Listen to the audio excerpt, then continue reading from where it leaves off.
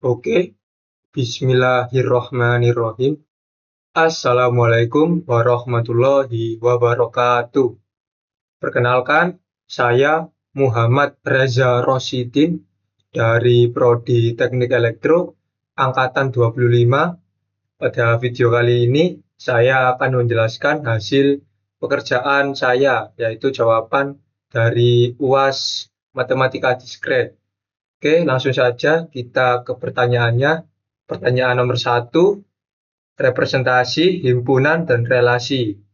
Untuk pertanyaan A, yaitu nyatakan relasi R sebagai himpunan pasangan terurut dan gambarkan sebagai graf berarah atau diagram panah. Apakah relasi ini bersifat refleksif, simetris, atau transitif? Jelaskan. Oke, langsung saja kita ke jawabannya. Untuk pertanyaan 1A, yaitu relasi R memiliki hubungan komunikasi antara sensor, yaitu seperti R sama dengan A, B, A, C, B, C, B, D, C, E, D, E, D, F, E, F, E, G, dan F, G. Untuk gambar diagram berarahnya seperti ini ya. A ke B, kemudian A ke C, kemudian B ke C, kemudian B ke D, kemudian C ke E, kemudian D ke E, kemudian D ke F, E ke F, E ke G, dan yang terakhir F ke G. Jadi sesuai.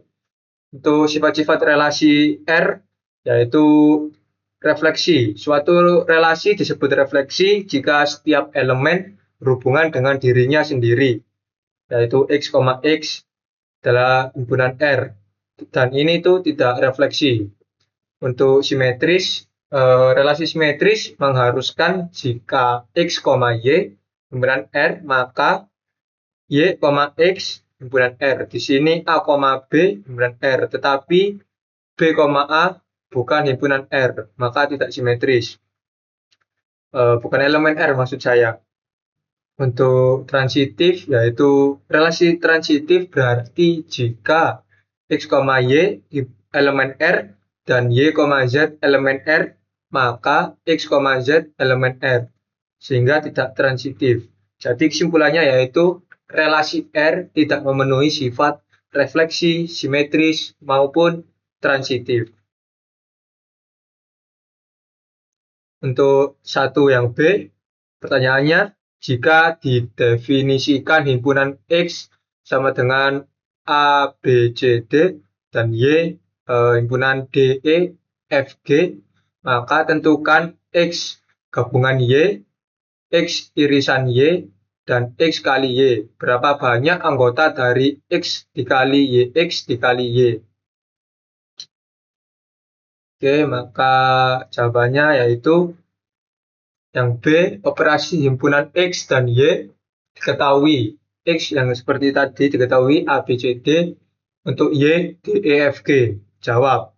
Gabungan X, U, Y sama dengan himpunan A, B, C, D, E, F, G. Jadi masuk semua ya, karena gabungan.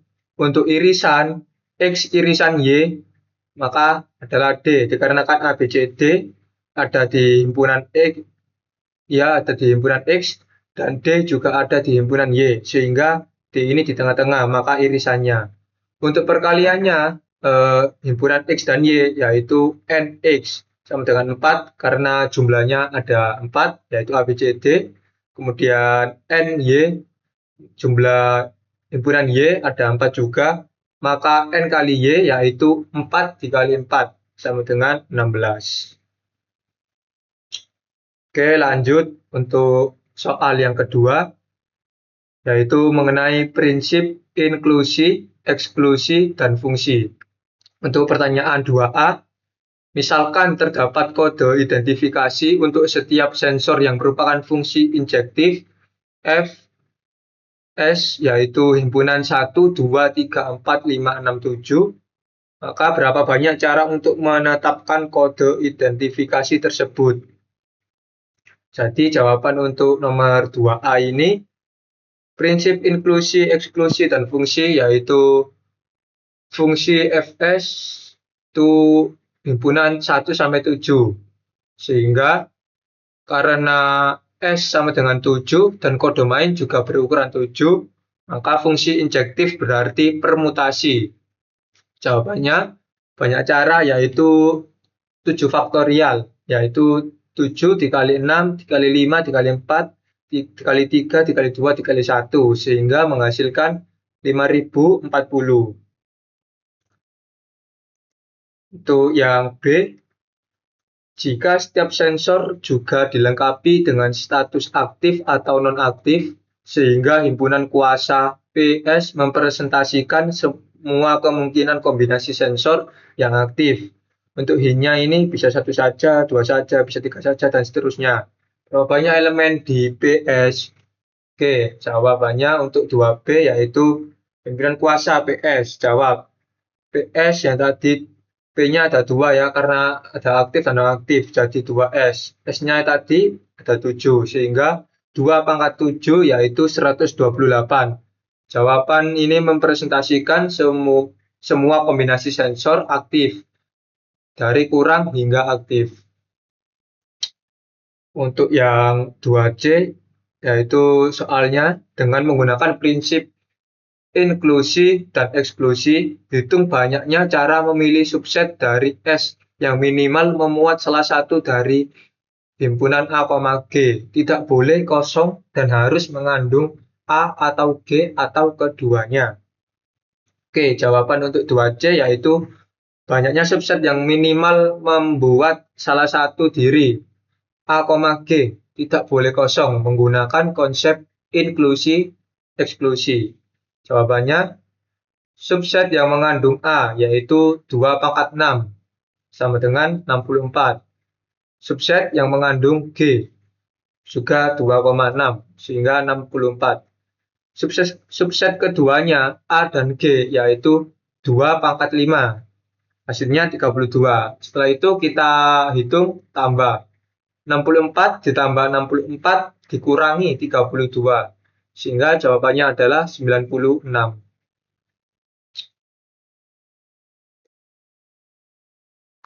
Oke, lanjut soal nomor 3 mengenai graf dan keterhubungan. Untuk nomor 3A dinyatakan R sebagai graf tak berarah G. Apakah G graf bipartit? Apakah graf planar? Buktikan. Oke, kita jawab.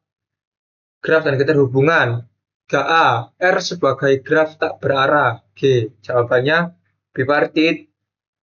Jadi jawabannya bukan atau tidak karena ada segitiga ABC.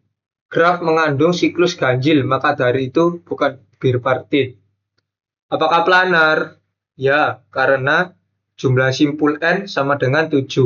Jumlah sisi M sama dengan 10. Untuk graf sederhana, terhubung planar berlaku syarat perlu M kurang dari sama dengan 3, N dikurangi 6, sehingga 10 kurang dari 3 dikali 7, 21 dikurangi 16, yaitu 15. Di sini 10 kurang dari sama dengan 15, maka terpenuhi. Selain itu, G dapat ditanam sebagai gabungan 3 segitiga yang saling menempel. Misalnya, A, B, C, kemudian D, E, F, dan E, F, G. Tanpa persilangan sehingga grafnya planar. Untuk 3B, periksa apakah G memiliki sirkuit Euler atau lintasan Hamilton. Berikan alasan. Oke, untuk 3B, jawabannya Euler pakai tiap sisi sekali. Syaratnya semua harus simpul berderajat genap. Derajat sama dengan dek A sama dengan 2, B sama dengan 3, C sama dengan 3, D sama dengan 3, E sama dengan 4, F sama dengan 3, dan G sama dengan 2. Ada 4 ganjil yang ganjil, yaitu B, C, D, dan F. Maka tidak ada sirkuit Euler. Untuk lintasan Hamilton, yaitu Definisinya kan kunjungi tiap simpul sekali. Ada lintasannya dan bahkan siklus Hamilton. Contoh A ke C, C ke E ke G ke F ke D ke B, dan B ke A. Semua sambungannya ada di G. Maka dari itu valid. Untuk 3 yang C, jika graf direpresentasikan sebagai matriks ketenggangan, agensi matriks berapa banyak derajat dari simpul E? Oke, untuk 3C yaitu derajat simpul E pada matriks ketenggangan. Jawabannya, sisi insiden ke E sama dengan kemudian C, E, D, E, F, dan E, G. Derajat E sama dengan 4. 1, 2, 3, 4. Lanjut, soal nomor 4 mengenai pewarnaan graf dan penjadwalan frekuensi. 4A yaitu lakukan pewarnaan simpul vertex coloring pada G dengan jumlah warna minimal. Berapa bilangan kromatik XG? Oke, untuk jawaban dari 4A yaitu karena ada segitiga, misal A, B, C, perlu kurang lebih dari 3 warna. Ternyata 3 warna cukup salah satu penugasan warna. 0, 1, 2 memiliki 3 warna berbeda. A sama dengan 0, B sama dengan 1, dan C sama dengan 2, kemudian D sama dengan 0, E sama dengan 1, F sama dengan 2, dan G sama dengan 0. Jadi bilangan kromatik X, G sama dengan 3. Untuk 4B, interpretasikan hasil pewarnaan tersebut sebagai penjadwalan frekuensi komunikasi jika setiap warna mewakili satu frekuensi unik. Jelaskan mengapa pendekatan ini dapat menghindari interferensi. Oke, untuk interpretasi sebagai penjadwalan frekuensi ya, jawabannya kebijakan interferensi di soal sama dengan 2 jalur atau sisi yang berbagi sensor harus beda frekuensi. Artinya sebenarnya hanya butuh pewarnaan sisi, edge coloring, bukan simpul. Hasil menunjukkan cukup 4 frekuensi. Ini sama dengan derajat maksimum sama dengan 4. Jadi kalau dianalisiskan seperti kita membayangkan simpul listrik, semua kabel keluar harus beda warna alias frekuensi supaya tidak menumpuk sinyal. Oke, lanjut soal nomor 5 mengenai pohon rentang minimum atau minimum spanning tree yang disingkat MST. Oke, untuk 5A yaitu dengan menggunakan algoritma Kruskal atau PRIM, tentukan pohon rentang minimum dari graf berbobot yang mempresentasikan biaya implementasi jalur. Gambarkan pohon tersebut dan hitung total biaya minimal. Intinya yaitu ingat untuk memasukkan semua edge terkecil terlebih dahulu, baru dilanjutkan ke tahapan berikutnya. Oke, lanjut untuk menjawab 5A yaitu pohon rentang minimum MST dengan kruskal dari biaya terendah dan pilihan tidak membentuk siklus. Contohnya seperti A, B, C, D, E, F, G. Oke, A ke B ke C ya, seperti ini, B ke D, C ke E ke F ke G. Jadi biaya juta yaitu B ke C terlebih dahulu dikarenakan 1, kemudian E ke F 1, A ke B 2, D ke E 2, E ke G 2, kemudian A ke C 2 tambah 1 3, C ke E 3, kemudian F ke G 3, B ke D 4, kemudian DF 5. MST yang terpilih yaitu BC 1, EF 1, AB 2, DE 2, EG 2, dan CE 3. Maka total biaya kita hitung semua. 1 ditambah 1 ditambah 2 ditambah 2 ditambah 2 dan ditambah 3. Maka totalnya 11, sehingga 11 juta. Untuk 5B, jika jaringan harus memiliki 2 gateway terhubung langsung ke semua sensor lain melalui pohon rentang, apakah struktur pohon berubah? Jelaskan. Oke, untuk menjawab 5B, jika terhubung langsung ke semua sensor melalui pohon diartikan setiap sensor punya jalur path ke kedua gateway, maka MST di atas sudah memenuhi. Karena pohon terhubung dan ada jalur unik dari setiap sensor ke A dan ke G. Oke, lanjut untuk soal nomor 6 mengenai kode Huffman dan kompresi data. Misalkan data yang dikirim dari setiap sensor memiliki frekuensi kemunculan sebagai berikut, seperti A 10%, B 15%, C 5%, D 20%, E 25%, F 15%, dan yang terakhir G 10%. Untuk pertanyaan yang 6A, buat pohon Huffman untuk kompresi data. Ini, hint, not tidak boleh berhenti pada sebuah sensor. Pencabangan boleh ke kiri dan ke kanan, asalkan konsisten. Sensor dengan frekuensi yang lebih kecil akan terdapat pada level pohon Huffman yang lebih dalam. Oke, untuk nomor 6A, seperti ini ya gambarnya.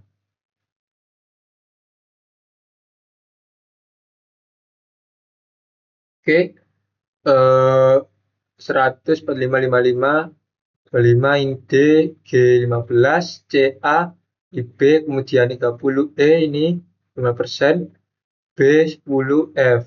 Jadi 01, ini 0, 01, 01, 00, 010, 01, 10, dan seterusnya. Oke, untuk yang C tadi 5%, maka 0,05 ditambah A 10%, yaitu 0,10 sehingga 0,15. Kemudian untuk G sama dengan 0,10 dikarenakan 10% ditambah F 15% sehingga 0,15. Jika dijumlah maka 0,25 atau 25%. B 0,15 ditambah CA yaitu 5%, 0,5 ditambah 10, 15, 0,15 sehingga 0,30. Untuk GF ditambah E yaitu 0,25 sama dengan 0,50. Untuk BCA yaitu 15%, kemudian 5% dan 10% sehingga 30, dan untuk D yaitu 20%, 0,20, 0,20 tambah 0,30, 0,50. Yang terakhir DBCA yaitu 20%, kemudian 15%, 5%, 10%, sehingga hasilnya ditambah dengan EGF sehingga 1. Maka ini paling besar sehingga akar.